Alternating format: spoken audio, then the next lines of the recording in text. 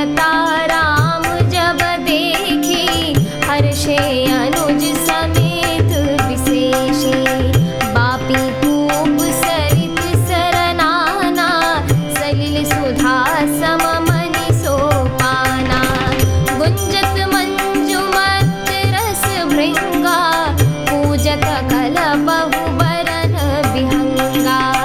बरन बरन बिकसे बन जाता, त्रिविध समीर सदा सुखदाता। मंगल भवन या मंगल हारी, द्रवहु सुदशरथ जिर बिहारी।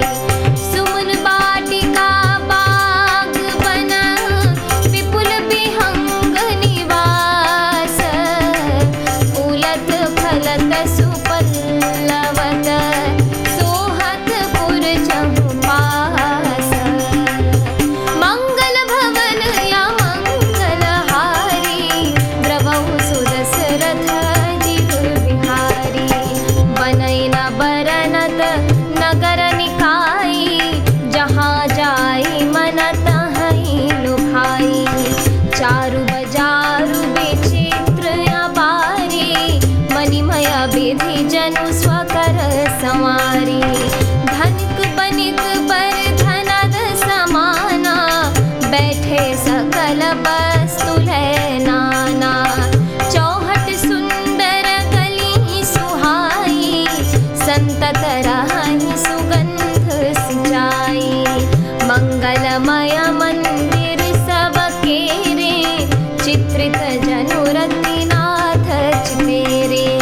पुर नर नारी सुभग सुचि संता, धर्मशील ज्ञानी गुणवंता। अति अनूप जहाँ जनक निवासु, बिथ कहीं विबुध बिलोकी बिलासु।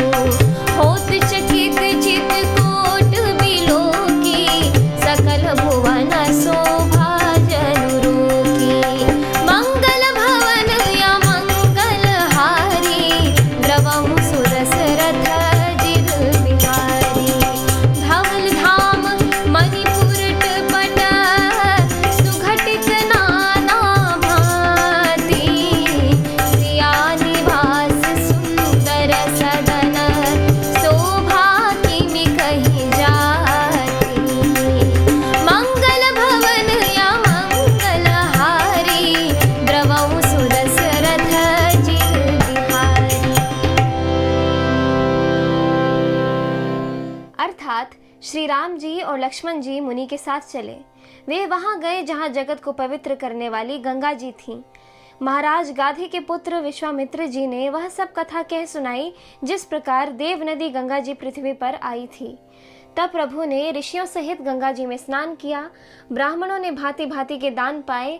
फिर मुनि वृंद के साथ वे प्रसन्न होकर चले और शीघ्र ही जनकपुर के निकट पहुंच गए। श्री राम जी ने जब जनकपुर की शोभा देखी, तब वे छोटे भाई लक्ष्मण सहित अत्यंत हर्षित हुए। वहां अनेकों बावलियां, कुएं, नदी और तालाब हैं, जिनमें अमृत के समान जल है और मणियों की सीढ़ियां बनी हुई हैं। मकरंद रस से मतवाले होकर भौरे सुंदर गुंजार कर रहे हैं। रंग बिरंगे बहुत से पक्षी मधुर शब्द कर रहे हैं। रंग रंग के कमल खिले हैं। सदा सब ऋतुओं में सुख देने वाला शीतल मंद सुगंध पवन बह रहा है। पुष्प वाटिका यानी फुलवारी, बाग और वन, जिनमें बहुत से पक्षियों का निवास है, फूलते फलते और सुंदर पत्तों से लदे हुए नगर के चारों ओर सुशोभित हैं। नगर की सुंदरता का वर्णन करते नहीं बनता। मन जहाँ जाता है वहीं लुभा जाता है, यानी रम जाता है। सुंदर बाजार है, मणियों से बने हुए विचित्र छज्जे हैं, मानो ब्रह्मा ने उन्हें अपने हाथों से बनाया है। कुबेर के समान श्रेष्ठ धनी व्यापारी सब प्रकार की अनेक वस्तुएं लेकर दुकानों में बैठे हैं। सुंदर चौराहे और सुहावनी गलियां सदा सुगंध से सिंची रहती हैं। सबके घर मंगलमय है और उन पर चित्र कढ़े हुए हैं, जिन्हें मानो कामदेव रूपी चित्रकार ने अंकित किया है। नगर के सभी स्त्री पुरुष सुंदर पवित्र साधु स्वभाव वाले धर्मात्मा, ज्ञानी और गुणवान हैं। जहाँ जानकी जी का अत्यंत अनुपम सुंदर निवास स्थान यानी महल है, वहाँ के विलास यानी ऐश्वर्य को देखकर देवता भी थकित यानी स्तंभित हो जाते हैं।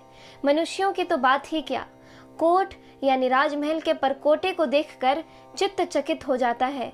ऐसा मालूम होता है मानो उसने समस्त लोगों की शोभा को रोक यानी घेर रखा है। उज्जवल महलों में अनेक प्रकार के सुंदर रीति से बने हुए मणिजटित सोने की जरी के पर्दे लगे हैं।